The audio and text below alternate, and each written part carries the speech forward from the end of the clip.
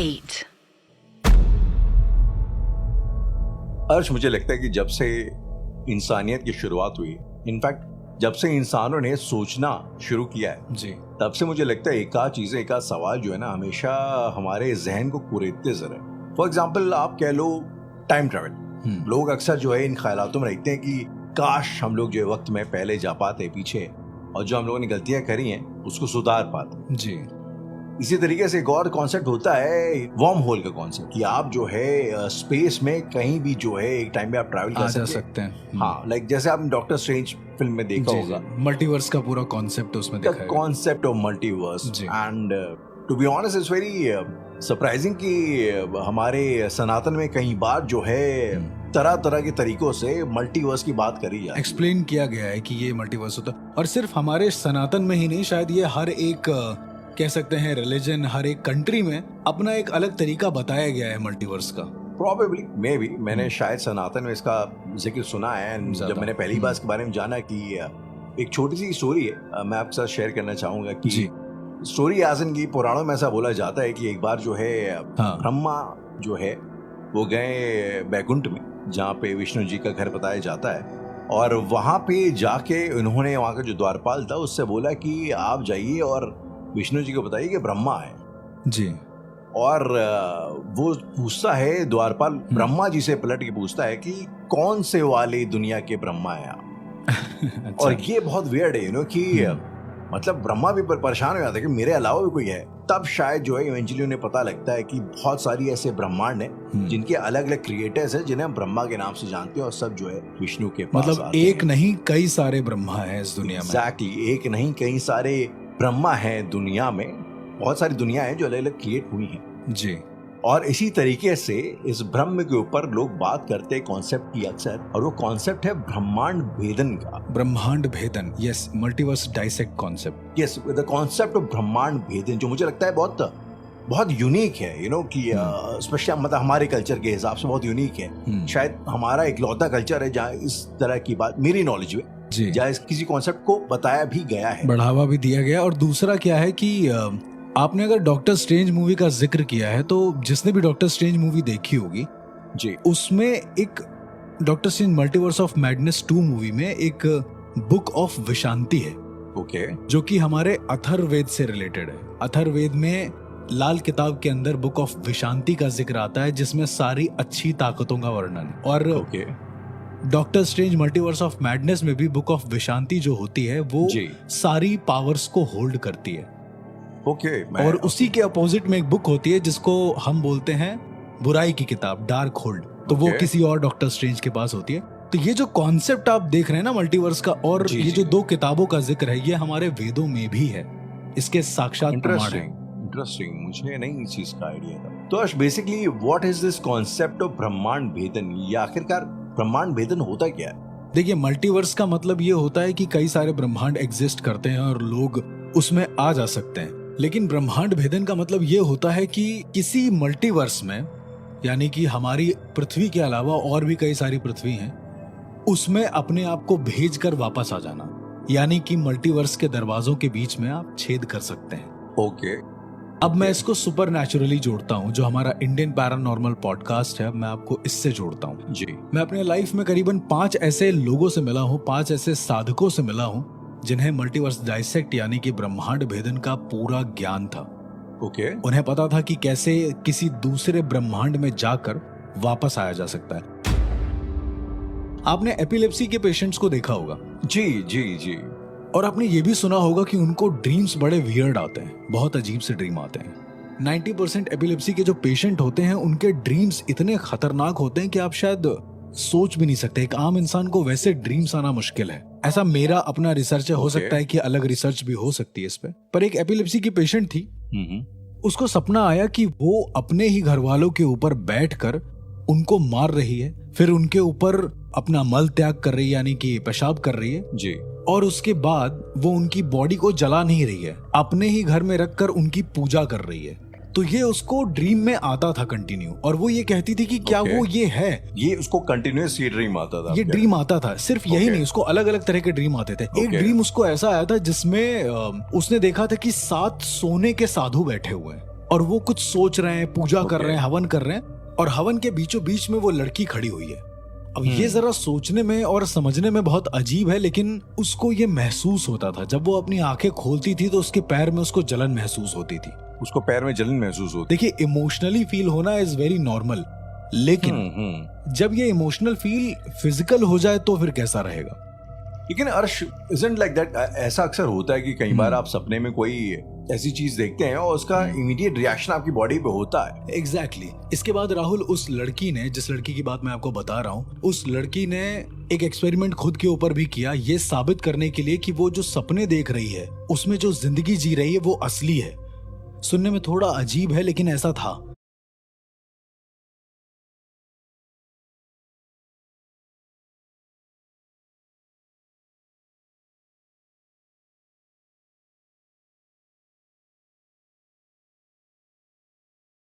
वो जितने भी सपने देख रही थी उन सब की जिंदगी को सच में वो जी रही थी। उसने ऐसा उसका मानना था या उसने ऐसा साबित किया? ऐसा उसका मानना नहीं था, ये एक सच्चाई थी। ओके। ये साबित करने के लिए उसने खुद को एक रूम में बंद किया और उसके बाद हाथ पैर अपने बांध दिए। कैमरा ऑन हुआ। कैमरा ऑन होने के बाद जिसने उससे ये सब चीजें करवाई थी उसको बाहर भेज दिया रूम के, और उसको अटैक आया एपिलेप्सी का कैमरे में ही। अटैक आने के ठीक बाद उसके मुंह से बहुत सारा ब्लड निकला है, लेकिन उसे कोई दर्द नहीं हो रहा था, वो नॉर्मल सो रही थी। अटैक आया, उसकी बॉडी अचानक से रेस्ट हुई और वो कुछ बोली नहीं। करीबन 25 मिनट के बाद राहुल, ये हुआ है कि उसकी आंखें खुली हैं। एक लड़का था जिसने ये सब काम करा था, उसको बुलाया वापस से अंदर, बोला था कि आधे घंटे में आना जरूर। वो आधे घंटे में आया। उसने जब लड़की के हाथ खोले हैं तो आपको बिलीव नहीं होगा, लड़की के हाथ और पैरों पर एक 6 फुट के इंसान के जो हाथ होते हैं उसके निशान थे, बहुत ज्यादा गंभीर रूप से, जबकि कैमरे में उसकी बॉडी मूव ही नहीं करी है अपनी जगह से। जूम करने पर जब देखा तो ऐसा कुछ खास दिखा नहीं, पर वो निशान साफ साफ दिख रहे थे। उसके दोनों पैर पर नीला पड़ा था और दोनों हाथ पर नीला पड़ा था, जैसे किसी ने बहुत जोर से उसको मारा हो। बहुत जोर से उसको मारा हो? एग्जैक्टली वो निशान थे। तो जब मैंने उससे पूछा कि आखिरकार वो जो एक्सपेरिमेंट तुमने किया था उससे तुम साबित क्या कर पाई, तो उसने कहा कि लोगों को यही लगा कि ये सब एक सपना है, लेकिन सपने में ये कैसे हो सकता है कि बिना छुए शरीर पर निशान आ जाए। सपना एक बार को ये हो सकता है कि भाई आपने सपना कोई देखा है और इंसान ने खुद ही के हाथ को टच कर लिया हो या फिर नोच लिया हो या कुछ ऐसा कर लिया हो, पर ऐसा नहीं था राहुल। जब उस लड़की ने ये सारे सपने और अपनी हर एक बात को मुझे बताया तो मुझे ऐसा लगा कि ये शायद बहुत ज्यादा कुछ खतरनाक है। तो मैंने उस लड़की को जानबूझकर एक ऐसे साधक के साथ बैठाला जो परकाया प्रवेश जानता था, यानी कि अपने बॉडी में से अपनी सोल को बाहर निकालकर किसी दूसरे की बॉडी में भेजना। इवेंचुअली आप इससे किसी के ड्रीम को ब्लॉक कर सकते हैं। हम लोग कई बार ऐसे प्रोसेस करते हैं, which I talk to you later. लेकिन उस साधक को जब उस लड़की के पास बैठाला और मैंने उसको ये इंस्ट्रक्ट किया कि जैसे ही ये लड़की एपिलेप्सी के मोड में जाए तुम तुरंत का तुरंत इसको ब्लॉक कर देना, इसके जितने भी ड्रीम्स है उसको ब्लॉक कर देना और उसकी सोल को निकलने मत देना। ये एक छोटा सा एक्सपेरिमेंट था जो हम लोगों ने ट्राई किया था। उसने ऐसा किया। जब दोनों की आंख खुली है उस मेथड के बाद, ये लड़का घबरा गया है। इसने कहा है कि एक नहीं, करीबन मैंने हजारों सोल्स को देखा एक इंसान के शरीर में। मैंने कहा ये टेक्निकली या फिर वेदिकली किसी भी रूप से ये पॉसिबल हो ही नहीं सकता। शायद सुनने में आपको भी अजीब लग रहा है कि एक बॉडी में इतनी चीजें आना। पर राहुल, उस दिन मुझे रियलाइज हुआ कि हमारे शरीर में भले ही एक आत्मा हो, लेकिन हमारे शरीर में अनंत दुनियाओं के इम्प्रेशन या फिर अनंत दुनियाओं के जो तत्व होते हैं वो मौजूद होते हैं। तभी हम उस दुनिया को एक्सेस कर पाते हैं। कभी कभी हमारा शरीर इतना ज्यादा अवेयर हो जाता है हमारे सोल के साथ में, हमारी स्पिरिट के साथ में, कि अनंत दुनियाओं का जो इफेक्ट है वो हमारी बॉडी पर भी दिख सकता है। और यही होता था उस लड़की के साथ एपिलेप्सी में। तो अर्श, क्या आप ये कहना चाहते हैं कि जो भी एपिलेप्सी के पेशेंट होते हैं वो शायद जाने अनजाने में कहीं ना कहीं दे बिकम कॉन्शियस इनफ कि वो they can access the dimensional doors, they can access multiverse, they can access the multiverse। अब मुझे ऐसा लगता है 99% तो नहीं कह सकते, पर जितने पेशेंट से मैं मिला हूं आज तक, हो सकता है कि और भी थ्योरी हो, पर उनसे मिलने के हिसाब से जो मेरे दिमाग की थ्योरी बनी वो यही बनी। और ये बहुत ही अजीब था। मैंने जब उस लड़की को पूछा कि तुम तुम जी रहे हो उस दुनिया को तो तुम्हें उस दुनिया की चीजें भी याद होंगी, बट ऑब्वियसली तुम्हें याद होना चाहिए। Right. जब आप कोई जिंदगी जीते हैं तो आपको उसको चीजें याद होना चाहिए। और उसने करीबन इसका प्रमाण दिया मुझे 1 महीने के बाद। ओके, वो आई मेरे पास और पैशाचिक भाषा में बात करने लगी। राहुल, ये क्या होता है? आपने सैलम विचेस के बारे में सुना होगा, जो वर्ल्ड की सबसे पहली विचेस थी, जो पूरा ग्रुप था उनका। तो उनकी अपनी एक लैंग्वेज थी। जब वो रिचुअल करती थी रात में मरे हुए सुअर के साथ और जितने भी बच्चों के साथ जब वो रिचुअल करती थी, तो उसमें ना एक लैंग्वेज होती थी, एक लैंग्वेज को यूज करती थी। ये लैंग्वेज उनकी खुद की इजाद की हुई थी या ये लैंग्वेज शायद उनकी खुद की इजाद की हुई थी, या कोई ऐसा डेमी गॉड था जो उन्हें ये लैंग्वेजेस बताता था, सैलम द विचेस को।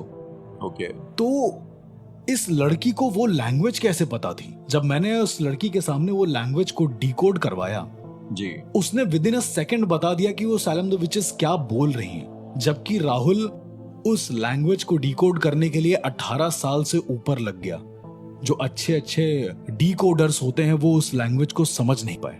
ओके। और ये मेरे लिए बहुत ज्यादा अजीब था कि ये कैसे एक्सेस कर ले रही है। ठीक उसके 3 दिन के बाद जब उसे दोबारा एपिलेप्सी का अटैक आया, उस समय एपिलेप्सी के अटैक उसको कंटिन्यू आ रहे थे, तो जब उसे दोबारा अटैक आया है राहुल, तो जब उसकी आंख खुली है, मैंने उसको पूछा कि तुमने क्या देखा। राहुल, क्या कभी कोई ऐसा सपना हो सकता है कि आप सपने में कुछ देख रहे हैं और सपने में सीख भी गए और यहाँ आकर बता भी रहे हैं? ऐसा तो नहीं कर सकते ना आप सपने में कुछ देर के लिए डॉक्टर बन सकते हैं, पर आप डॉक्टर बनने के बाद, सपने से वापस आने के बाद, आप दवाइयों के नाम नहीं बता सकते।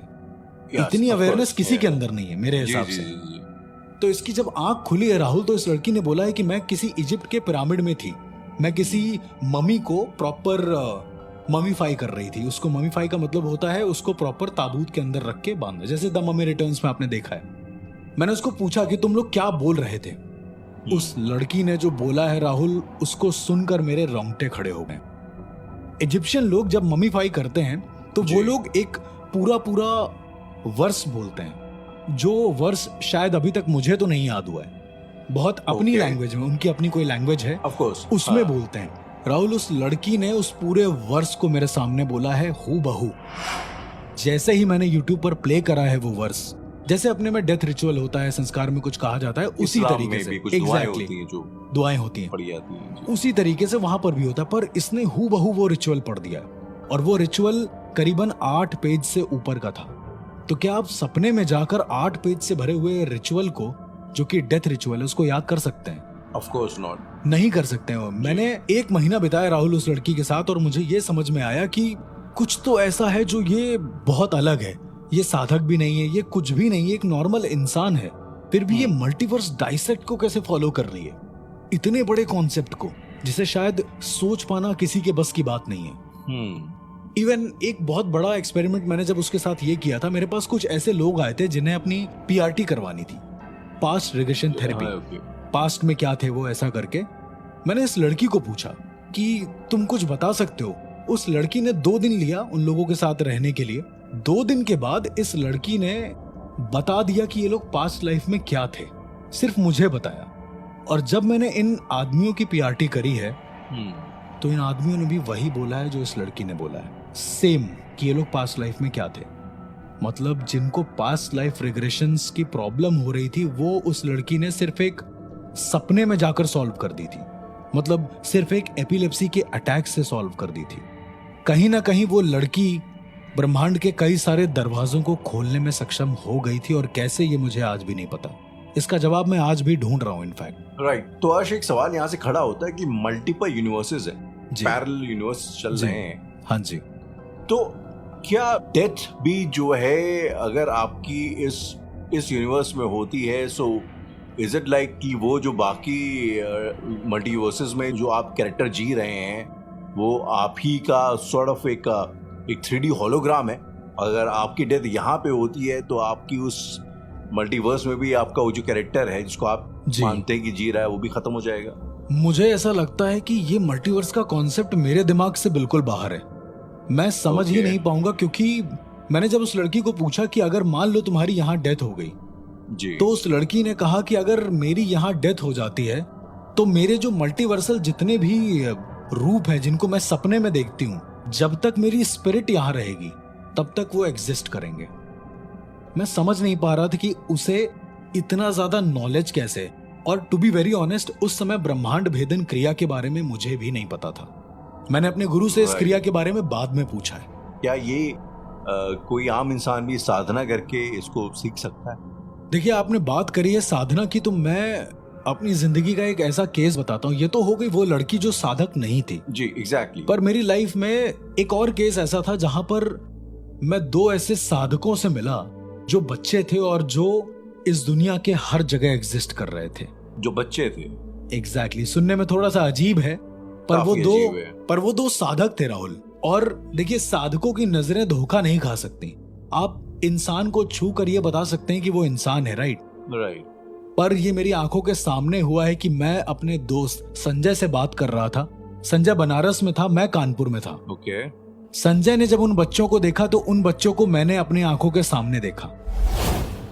ये आपने देखा हुआ है? सिर्फ देखा नहीं हुआ है राहुल, मैंने पूरा उन्हें छू कर महसूस किया हुआ है। और ये बहुत ज्यादा खतरनाक था मेरे लिए, क्योंकि उन बच्चों ने शाकनी साधना की शुरुआत कर दी थी। शाकनी साधना सुनने में शायद हम लोग पीछे जा रहे हैं एपिसोड्स में, लेकिन बहुत खतरनाक साधना थी जिसने ब्रह्मांड भेदन उन्हें बेवजह से खा दिया था। राहुल, अब मैं आपको बताता हूँ कि ब्रह्मांड भेदन की क्रिया में इन्हें सफलता मिली कैसे। जब मैंने अपने गुरु से ब्रह्मांड भेदन के बारे में पूछा कि गुरु ये होता क्या है ब्रह्मांड भेदन, तो उन्होंने बताया कि महाभारत काल से ये एग्जिस्ट कर रहा है। ओके। इवन अश्वत्थामा के पास ब्रह्मांड भेदन की क्रिया थी, ऐसा मेरे गुरु ने बताया। महाभारत में इसका जिक्र है, उन्होंने बोला। ऐसा कहा जाता है कि अश्वत्थामा ने युद्ध के जो परिणाम थे वो देखने के लिए ब्रह्मांड भेदन का प्रयोग किया था, और उन्होंने मल्टीवर्स के हर एक युग में जाकर देखा कि परिणाम होंगे क्या। अश्वत्थामा ने? जी, ऐसा मेरे गुरु बताते हैं कि ऐसा हुआ था। I'm so sorry to digress from the topic again, अर्श। क्या इसका मतलब ये है कि कोई एक ऐसा मल्टीवर्स है शायद से कहीं पे जहाँ पे कौरवों ने ये युद्ध जीत लिया? बिल्कुल, कोई ना कोई ऐसी दुनिया होगी जहां पर अर्श राहुल हो सकता है और राहुल अर्श हो सकता है। ये भी एक दुनिया एग्जिस्ट करती है 110%, क्योंकि एक दूसरे के पूरक या फिर संपूरक भी एग्जिस्ट करते हैं, तभी हम लोग जी पा रहे हैं। उदाहरण के तौर पर, अगर अर्श और राहुल यहाँ पर एग्जिस्ट कर रहे हैं और कोई और अर्थ है जहां पर राहुल अर्श है और अर्श राहुल है जी, और वो दोनों अर्थ क्लैश होती हैं, तो चीजें न्यूट्रल हो जाएंगी। और इसी वजह से पूरा ये ब्रह्मांड बनाया गया है, ताकि अंत में चीजें न्यूट्रलाइज हो जाएं। तो खैर अर्श, आप जिन बच्चों के बारे में बात कर रहे थे, तो आपका कहना ये है कि वो बच्चे एक टाइम पे दो जगह पे मौजूद रह सकते थे फिजिकली? ठीक है, तो मैं उन बच्चों के बारे में ये बताता हूँ कि मैंने भी महसूस किया, मेरे दोस्त ने भी महसूस किया, इवन मेरे गुरु ने भी ये महसूस किया कि कोई ब्रह्मांड भेदन क्रिया का प्रयोग कर रहा है। उन्होंने मुझे बताया है कि ब्रह्मांड भेदन क्रिया को जानने वाले सिर्फ 50 लोग ही बचे हैं इस दुनिया में। 50 लोग ही बचे हैं इस पूरी दुनिया में करंटली? एग्जैक्टली, जिन्हें ब्रह्मांड भेदन क्रिया के बारे में पता है। हो सकता है कि अलग अलग दुनिया में अलग अलग वो चीजें हों, लेकिन जैसा मेरे गुरु ने बताया, मैं उस हिसाब से आपको बताता हूँ। ओके। तो बेसिकली दो बच्चे थे, उनको दोनों भाई थे। तो उस फैमिली में वो लोग उनको ज्यादा प्यार नहीं करते थे। एक बच्चे को ज्यादा प्यार करना, एक बच्चे को कम प्यार करना, पर इन दोनों भाइयों में प्यार बहुत था।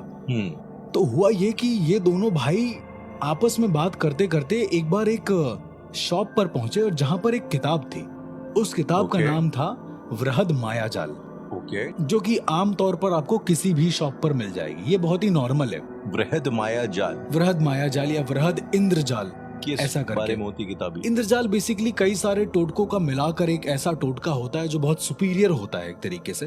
पर आमतौर पर जो नॉर्मल किताबें होती हैं उसमें ऐसा कुछ इन्फॉर्मेशन होता नहीं है, वो बस केवल मनोरंजन के लिए होती है, मेरा ऐसा मानना है। बिना गुरु के ये सब करना भी नहीं चाहिए। पर राहुल, इन दोनों लड़कों ने बिना गुरु के ये चीज करना शुरू कर दिया। इन दोनों लड़कों ने वृहद मायाजाल, वृहद इंद्रजाल वाला जो पूरा प्रोसेस था किताब का, वो इन दोनों ने करना शुरू कर दिया, just to gain their families attention, कि उनकी फैमिली दोनों बच्चों को प्रॉपर प्यार करने लगे सही से। पर उसके बाद हुआ ये कि बहुत गलत होने लगा। बच्चे धीरे धीरे निपुण होने लगे। उन बच्चों की उम्र सिर्फ 12-13 साल थी, दोनों बच्चों की उम्र। पर वो धीरे धीरे माया जाल से लेकर टोटके, अथर्ववेद के लाल किताब में जितने टोटके हैं, उन सबको लोगों पर आजमाने लगे और धीरे धीरे वो निपुण होने लगे। पर एक अजीब सी बात थी, वो किसी का नुकसान नहीं पहुंचाते थे। कोई उनको कितना भी कुछ बोल ले वो कुछ नहीं करते थे, पर वो रात को अपने कमरे में जाकर बंद हो जाते थे और किसी से नहीं मिलते थे। ऐसा उनका डेली का रूटीन था। ओके। एक दिन दिवाली वाले दिन की बात है, इनके घर वालों ने ये जानने की कोशिश करी कि ये लोग क्या कर रहे हैं। इनके घर वालों ने जब वो दरवाजे से झांक कर देखा है, उसके ऊपर जो रोशनदान होता है वहां से झांक कर देखा था, तो देखा है कि ये दोनों लड़के कंकाल की जो खोपड़ी होती है उसके ऊपर पैर रखकर एक पैर से बैलेंस बनाकर खड़े हैं। दो अलग अलग खोपड़ियां हैं और दोनों के ऊपर बैलेंस बनाकर खड़े हुए हैं। इतना डरावना वो माहौल था। और उनके सर पर एक मोमबत्ती जल रही है। वो लोग अपने सर पर एक मोमबत्ती जलाए हैं। 12-13 साल का इंसान। राहुल, मैं सीधी सी बात कर रहा हूं, एक जिम्नास्ट भी ये करने में हिल जाएगा। राइट। कि एक स्कल के ऊपर पैर रखकर खड़े हो एक पैर से योगा पोजीशन में, और उसके बाद तुम अपने सर पर एक जलती हुई मोमबत्ती रखो। राइट। और ये सब देखने के बाद इनके घर वालों ने इन्हें बहुत डांटा, बहुत मारा। इसके बाद एक हफ्ते तक इन्होंने ये चीजें करना छोड़ दिया। पर राहुल, इसके बाद जो हुआ वो शायद सुन के आपके भी रोंगटे खड़े हो जाएं, क्योंकि शहर में कई सारे तांत्रिकों की मौतें होने लगी सुपरनैचुरली। ओके। कोई तांत्रिक पूरी तरीके से खुद को मिट्टी के तेल से जला लेता था। कोई तांत्रिक अपनी ही साधना के दौरान मारा जाता था। एक तांत्रिक का मुझे याद है, जिस तांत्रिक ने जो इंस्ट्रूमेंट वो लोग यूज करते हैं, चिमटा, उनके पास एक इंस्ट्रूमेंट होता है, उसी चिमटे को अपने पेट में घुसाकर अपनी आंतें निकाल ली थी। क्या उसने वो जो ओके, अपनी ही आंतें निकाल ली? अपनी ही आंतें निकाल ली थी। और ये कैसे हो सकता है पता नहीं, क्योंकि इतना ज्यादा कोई नहीं कर सकता है। उसकी आंतें उस चिमटे में लिपटी हुई थी। ऐसी मौतें हो रही थी अलग अलग तांत्रिकों की। राइट। तो वहां के जो महंत थे, जब उनसे बात हुई तो उन्होंने बताया कि कुछ ऐसा हो रहा है जो बहुत अलग है। इन सारे बड़े सिद्ध तांत्रिकों से उनकी विद्याएं कोई छीन रहा है। जरा सोचिए राहुल, किसी से उसकी साधना छीन लेना और फिर उसको मौत के घाट उतार देना। और अंत में इसकी वजह वो दोनों बच्चे ही निकले। इन दोनों बच्चों ने शाकिनी साधना शुरू कर दी थी। शाकिनी साधना? बिल्कुल। ये एक ऐसी तरीके की साधना होती है जिसे करने के लिए तुम्हारे पास बहुत नॉलेज होना चाहिए, हद से ज्यादा। इवन मैं भी सोच नहीं सकता इसको करने की। ये एक ऐसी साधना होती है। ओके। इन दोनों बच्चों ने करी, और शाकिनी साधना करते करते इन दोनों बच्चों ने ये ठान लिया कि इस पूरी दुनिया में जितने भी इनके जैसे बच्चे होंगे, उन्हें ये सही करेंगे। इनके जैसे मतलब जो बच्चे तंत्र में इंटरेस्टेड हो। वैसे मुझे लग रहा था कि आप यही बोलेंगे, या फिर कुछ लोग ये भी समझ रहे होंगे कि जो घर परिवार से सताए हुए होंगे, या वैसे भी। पर साधना में कुछ और हुआ। शाकिनी साधना करते करते जब ये एक चरम सीमा पर पहुंचे हैं राहुल, जहां पर शाकिनियों से अपनी एक विश पूरी करानी होती है जी, तो इन्होंने यही बोला, और शाकिनी ने इन्हें ब्रह्मांड भेदन की क्रिया दे दी। तो अब ये अपने रूपों को ढूंढने के लिए पूरे ब्रह्मांड में भटकते हैं। अपने डोपलगैंगर्स को ढूंढने के लिए उनका यही काम है। लेकिन इसी के साथ साथ इनको और भी कई सारी ताकतें मिली हैं कि वो एक बार में एक से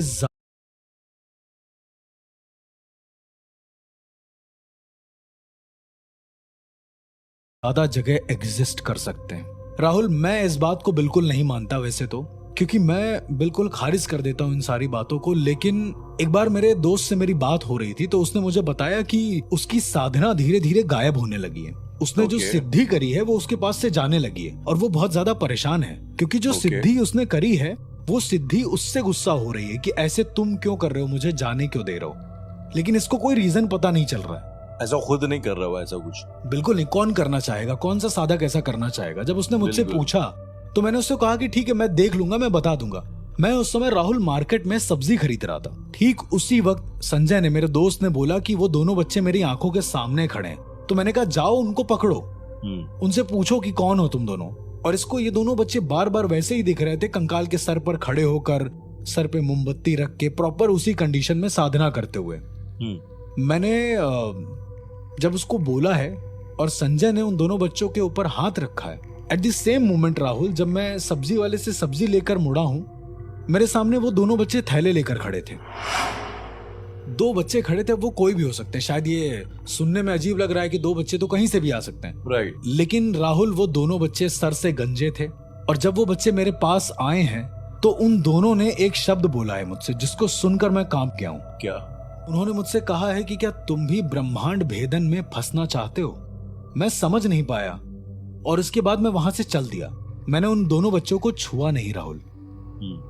जब मैंने हुलिया पूछा तो मेरे दोस्त ने भी वही हुलिया बताया जो हुलिया मुझे दिखा था। और उस दिन मुझे समझ में आया कि ये दोनों बच्चे सिर्फ यहाँ ही नहीं, दुनिया के हर कोने में शायद एग्जिस्ट करते हो। जब मैंने अपने गुरु से पूछा तो मेरे गुरु ने भी कहा कि ऐसा उनको बचपन में कोई दिखा था।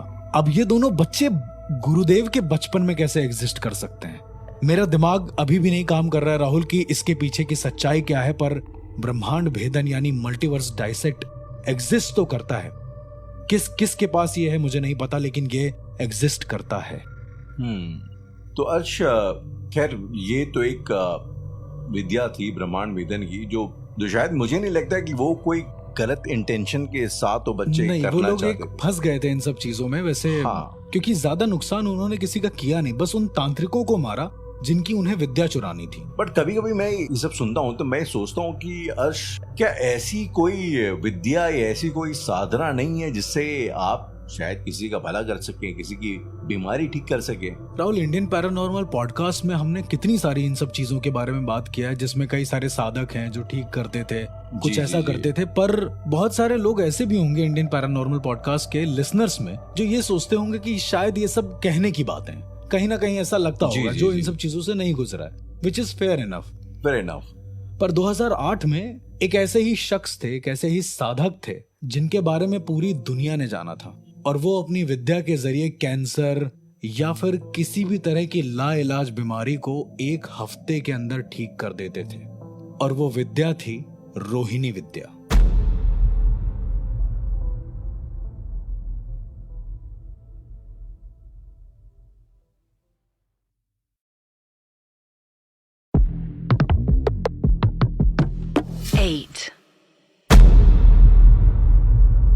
अर्श, ये थोड़ी सी पर्सनल एक स्टोरी है कि मेरी एक फ्रेंड है इनफैक्ट जी, उसकी मदर को कुछ साल पहले ब्रेस्ट कैंसर डिटेक्ट हुआ था। और उसके बाद वो कहती है कि वो बैंगलोर गई थी और वहां पे कोई, एंड यहाँ पे this is the fun part, कोई आर्मी के रिटायर्ड डॉक्टर है जी, जो अब किसी प्रकार की साधना में वो लग गए।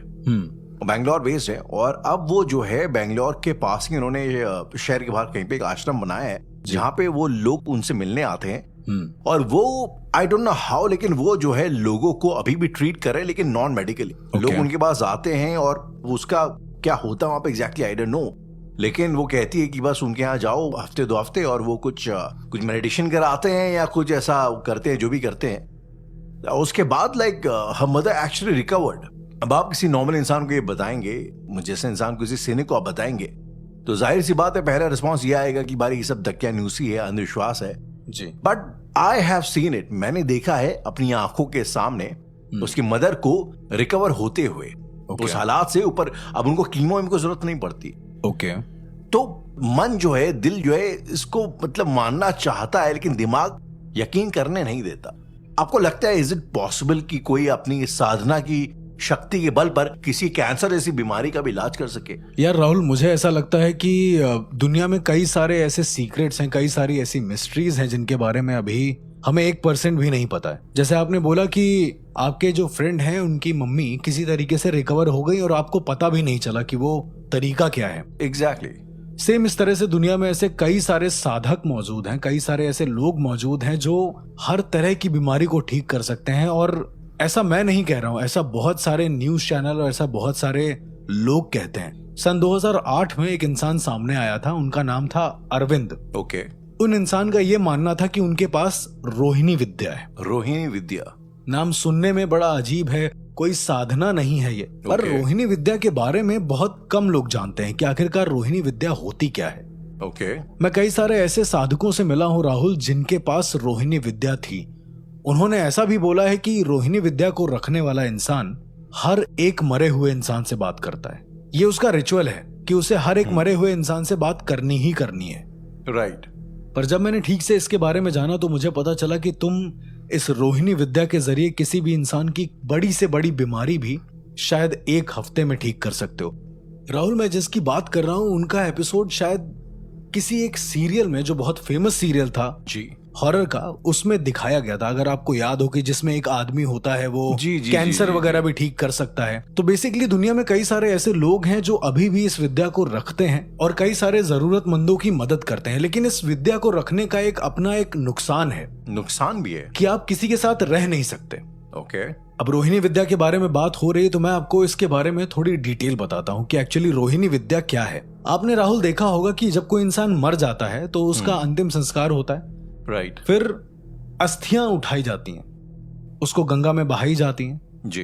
पर अगर मैं आपसे पूछूं कि उन अस्थियों को बहाने के बाद क्या होता है, मतलब अस्थियों को बहाने के बाद उस मटके का क्या होता है? एग्जैक्टली आप उस मटके का क्या करते हैं? तोड़ देते हैं, कहीं फेंक देते हैं साइड में। लेकिन वो जो मटका होता है टूटा हुआ जी, उससे आप किसी भी मरे हुए इंसान को 41 दिनों तक देख सकते हैं। क्या? बिल्कुल, और उससे बात भी कर सकते हैं, ऐसा कहा गया है। ऐसा कई सारे साधकों ने अपनी विद्या के जरिए किया हुआ है। मैं जब एक ऐसे इंसान से मिला जिसको रोहिणी विद्या प्राप्त थी तो उसने मुझे बताया कि कैसे वो लोगों को सही करता है, कैसे उसके पास कैंसर के पेशेंट आते हैं, कैसे उसके पास ऐसे लोग आते हैं जिनको बुरी तरीके से शरीर में कोढ़ हो चुका है और उनका कोढ़ ठीक ही नहीं हो रहा है। ओके।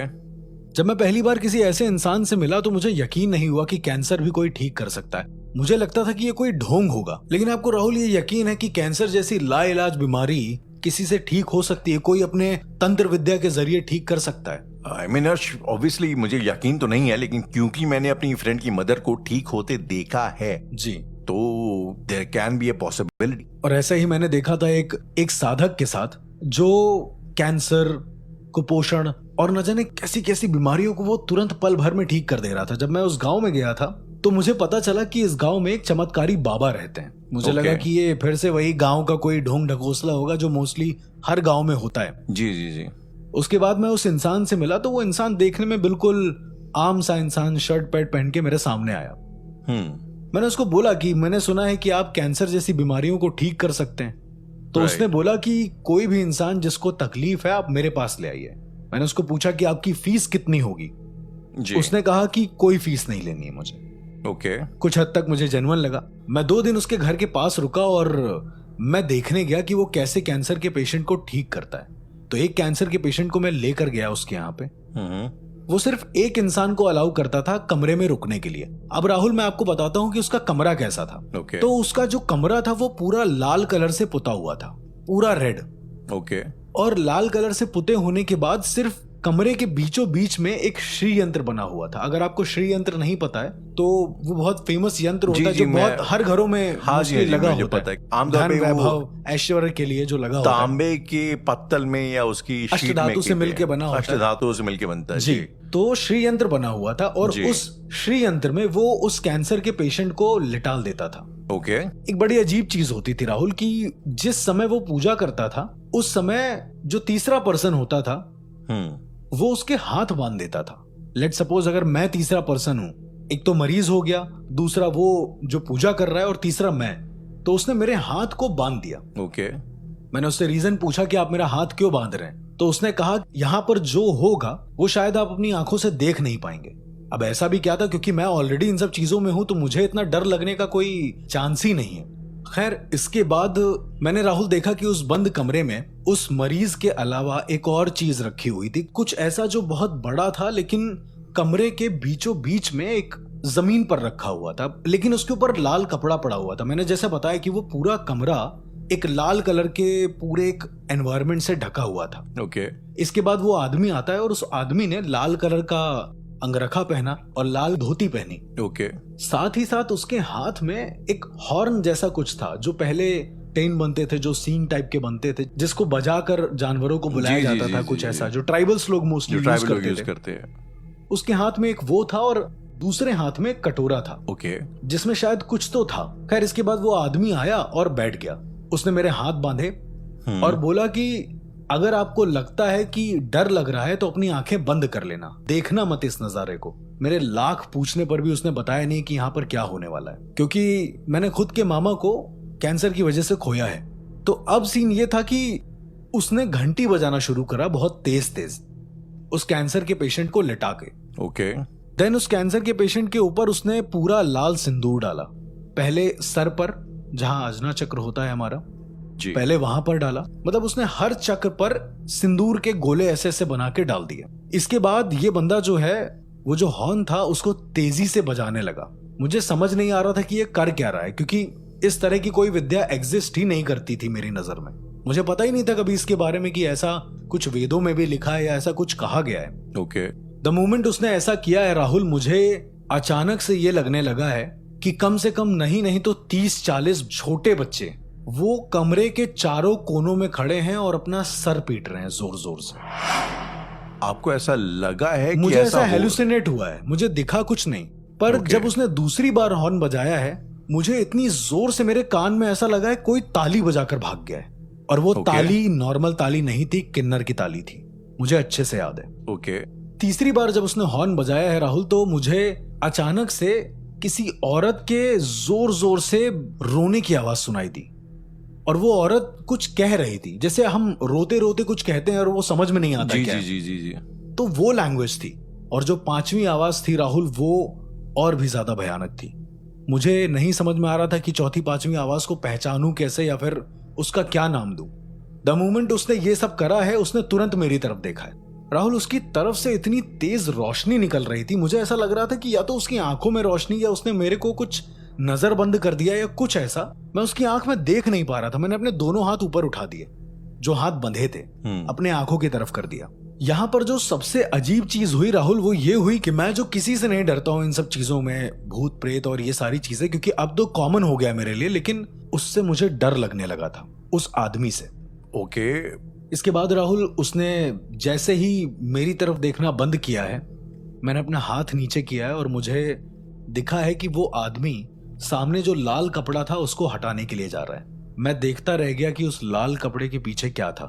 उसने जैसे ही वो लाल कपड़ा हटाया है, माँ भैरवी की एक छोटी सी प्रतिमा थी।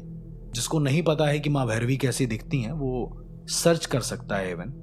एक भैरवी यंत्र रखा था और माँ भैरवी की एक फोटो थी, जिसमें एक आत्मलिंग के ऊपर लेडी फिगर बना हुआ था, यानी कि एक शिवलिंग के ऊपर लेडी फिगर। और बहुत अजीब था वो देखने में। सिर्फ इतना ही नहीं राहुल, जैसे ही उसने ये सब हटाया है, वो जो कैंसर का पेशेंट था जी, वो अचानक से जोर जोर से अपना पैर पटकने लगा है, सिर्फ पैर। ये जो कैंसर का पेशेंट था जो लेटा हुआ था, ये होश में था या बेहोश था? ये होश में था। इसकी आंखें खुली हुई थी, इसको सब पता था कि इसके साथ क्या हो रहा है, लेकिन फिर भी इसका शरीर इसके कंट्रोल में नहीं था, जहां तक मुझे लगा। इसके फेस पर कैंसर था, जो जबड़े का कैंसर होता है, इसको वो कैंसर था। पैर के बाद अचानक से उसके हाथ हिलना शुरू हुए। हाथ के बाद अचानक से जब उसका जबड़ा हिला है अपनी जगह से, तो बहुत जोर जोर से वो बच्चे की आवाज में रोने लगा है। बच्चे की आवाज में रोने लगा है? एग्जैक्टली। मीनवाइल वो जो आदमी था जी, उसके पास जो कटोरा था, उस कटोरे के ऊपर उस हॉर्न को वो आदमी बार बार घुमाने लगा है, बिना किसी मंत्रोच्चारण के। जितनी बार वो उसके ऊपर से घुमाता, उतनी बार ये आदमी अलग अलग आवाज में बोलता। पहले बच्चे की, फिर शाकिनी की, फिर डाकिनी की, जो मुझे समझ में आ रहा था कि आवाज है। इवन मुझे यहां तक ऐसी आवाज भी एक सुनाई दी जो बेताल से रिजेंबल करती है।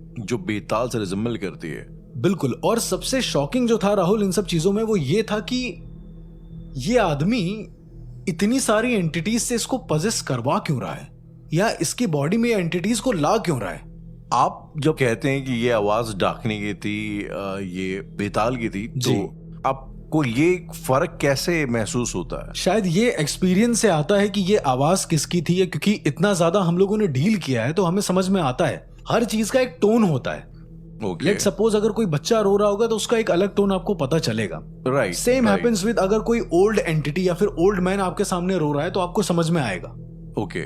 तो बेतालों का भी वही सीन होता है। खैर, इसके बाद मैंने देखा कि वो जो पूजा कर रहा था आदमी जी, उसने अपने सर को कैंसर के पेशेंट के जो पैर का अंगूठा था उस पे रख दिया, सर नीचे करके टिका दिया। थोड़ी देर वैसे ही रखे रहा और ये जो आदमी था जो हीलिंग कर रहा था जी, ये उस हॉर्न को जमीन पर जोर जोर से पटकने लगा, जो हाथ में उसके हॉर्न था। और जो दूसरा कटोरा था उसको भी जमीन पर जोर जोर से ऐसे से पटकने लगा। राहुल, मुझे थोड़ी देर बाद ऐसा लगने लगा कि जो कटोरा उसके हाथ में, उसमें कई सारे सिक्के हैं। जोर जोर से खनकने की आवाज आने लगी। अब वो पायल भी हो सकती है, शायद मेरा हेलुसिनेशन होगा जी। और जितनी जोर से वो उसे पटकता, वो जो कैंसर वाला पेशेंट था वो उतना ही हंसता जाता। एक ऐसी आवाज जो शायद ना कभी सुनी हो ना कभी समझी हो किसी ने। ये सारा प्रोसेस मैं अपनी आंखों के सामने देख रहा था। मीनवाइल जब मैं ये सोचने लगा हूं कि ये हो क्या रहा है जी, ठीक उसी समय राहुल मुझे ऐसा लगा कि किसी ने मेरे कंधे पर पैर रखा है, किसी बच्चे ने। मतलब मेरे कंधे पर पैर रख के कोई ऊपर चढ़ना चाहता है, लेकिन ऊपर कुछ था नहीं। तो पहले मेरे कंधे पर प्रेशर हुआ, फिर मेरे गले पर प्रेशर हुआ। तो ऐसा करके मुझे ऐसा लग रहा था किसी के फीट मेरे ऊपर चल रहे हैं धीरे धीरे। मैं इसको जितना नोटिस करता उतना ही ज्यादा मुझे डर लगता। ये कोई मुंजा नहीं था, क्योंकि मुंजा होता तो मुझे पता चलता। राइट। ये कुछ भी नहीं था। ऐसा हेलुसिनेशन, इस लेवल का हेलुसिनेशन और क्यों हो रहा था, मैंने आज तक इसके बारे में रिसर्च ही नहीं करी। लेकिन जब मैंने इस साधक से ये सारी बातें पूछी तो इसका जो मुझे हल मिला वो हद से ज्यादा शॉकिंग था मेरे लिए। खैर थोड़ी देर के बाद ये पूजा बंद हुई। पूजा बंद होते होते राहुल मुझे नींद आने लगी। ओके। मैं लेजिट राहुल अपने हाथ में देख पा रहा था कि कोई ऐसी नस है जो बार बार पंप कर रही है। होता है ऐसा, साइंटिफिकली भी कई बार होता है कि आपकी नसें ऐसा पंप करने लगती हैं, लेकिन वो कुछ और था। मुझे ऐसा लग रहा था मेरे शरीर के अंदर कुछ है। अब आप इसे मेरा हेलुसिनेशन कह लें या सच्चाई कह लें, मुझे नहीं पता। आप जो कमरे के किनारों में जो बच्चों को देख रहे थे वो सब अभी जारी था या ये वो सब उस हॉर्न की आवाज के बाद बंद हो चुका था। ये बहुत क्विक मूवमेंट्स में था, पर मैं इजीली सुन पा रहा था। जैसे हेड थर्ड कैसा होता है, जब आप थर्ड करते हैं दीवार में ऐसा मारते हैं तो सुनाई देता है ना कि कोई धप से मार रहा है, सेम वैसा ही। लेकिन सब एक साथ एक टोन में नहीं मार सकते, धड़ धड़ धड़ धड़ वैसे करके आवाज आ रही थी उसमें से। And that was very shocking for me कि ये कैसे हो रहा है। खैर मैं सो गया जी। मैं उठा अगले दिन राहुल। 16 घंटे की नींद ली है मैंने। ओके। मैं जब उठा हूं तो वो इंसान मेरे बगल में बैठा था, और जिसको कैंसर था वो इंसान 20% रिकवर हो चुका था डॉक्टर्स की रिपोर्ट के मुताबिक। एक दिन में 20% रिकवर होना, can you believe it? Not really, I mean जिसका कैंसर सेकेंड स्टेज का हो, क्या ऐसा हो सकता है कि वो एक दिन में 20% रिकवर हो जाए? और इसको जांचने के लिए मैंने जानबूझकर उसे अपने डॉक्टर से जांच करवाई। तो उस डॉक्टर ने भी यही बोला कि this can't be possible, cancer एक दिन में इतना कम हो गया है। मेरे लिए बिलीव करना बहुत इम्पॉसिबल था। तो मैंने फिर दोबारा किसी डॉक्टर से चेकअप कराया, उसने भी यही बोला कि 1920 सब ऐसे ही आसपास बता रहे थे कि कैंसर इतना कम हो चुका है।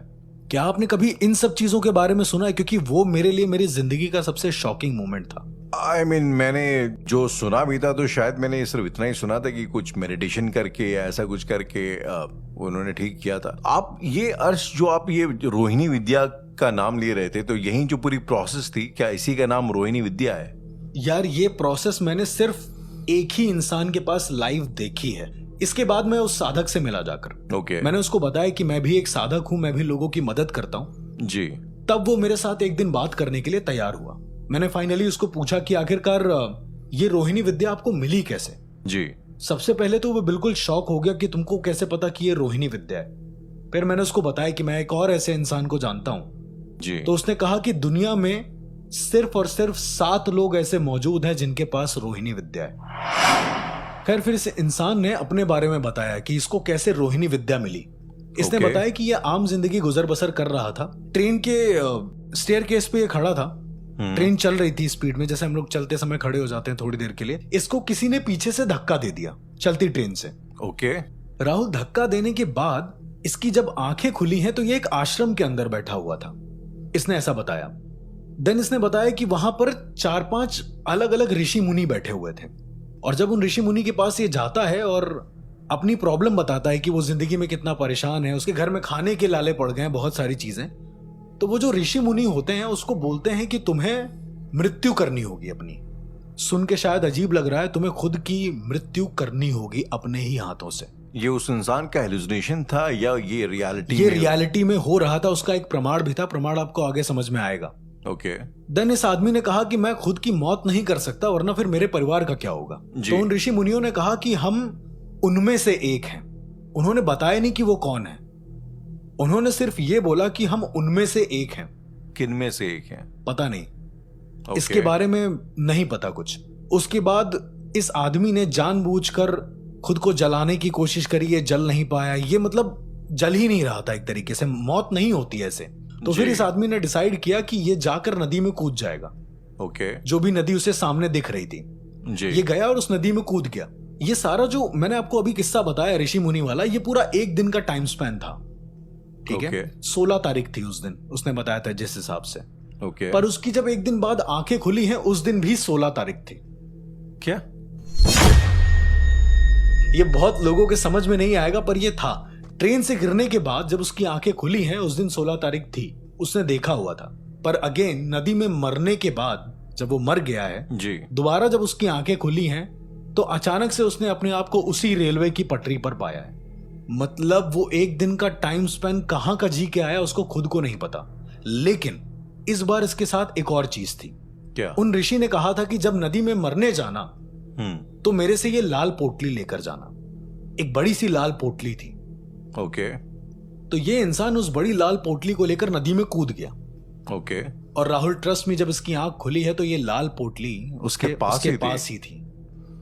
और जब इसने उस पोटली को खोला है जी, तो उस पोटली के अंदर भैरवी माँ की एक बड़ी सी शिवलिंग थी, एक यंत्र था, वो हॉर्न था, एक छोटा सा कलश था और एक छोटे से ताम्र पत्र में एक किताब थी। इसके बाद वो किताब को लेकर घर आता है, वो पूरी चीजें पढ़ता है जी। और राहुल, जो उसमें लिखा होता है वो इंसान उस चीज की प्रैक्टिस करता है। अक्सर ताम्र पत्रों पर कई सारे मिस्टीरियस चीजें लिखी होती हैं, ऐसा कहा जाता है। राइट। उसने बताया नहीं मुझे कि उसने ताम्र पत्र पर पढ़ा क्या। उसने बस यही बोला कि ये कुछ है जो मैं नहीं बता सकता। मैंने उसको पूछा भी कि क्या वो चीजें अथर्ववेद में मिल सकती हैं किसी साधक को। उसने कहा मिल ही नहीं सकती, किसी भी तरह के वेद में नहीं मिल सकती। मैं बहुत शौक हो गया कि वेदों में भी प्रमाण नहीं है, एक ऐसी विद्या एग्जिस्ट करती है दुनिया में। ओके। फिर उसके बाद उसने उस भैरवी यंत्र को स्थापित करा और वो धीरे धीरे ये चीजें करने लगा। धीरे धीरे जो उसमें प्रैक्टिसेस लिखी थी वो करने लगा।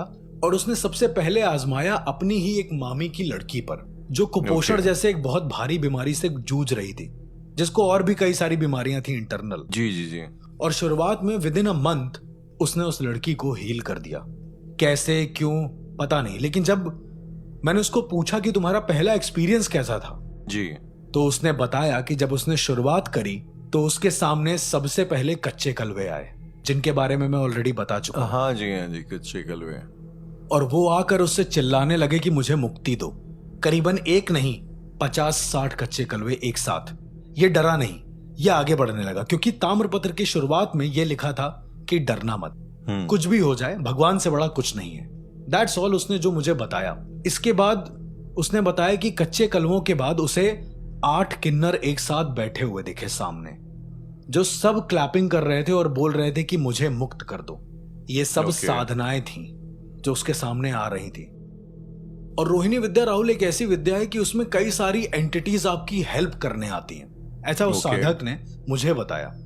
कि तभी वो इतनी सारी आवाजें सुन रहा था। और जब किसी शरीर में किसी परालौकिक शक्ति का आगमन होता है तो वो आपके शरीर को कुछ प्लस पॉइंट देकर चला जाता है, और वो प्लस पॉइंट को इंक्रीज करने का काम या फिर उसको एक व्यवस्थित रूप से ढालने का काम करती है रोहिणी विद्या।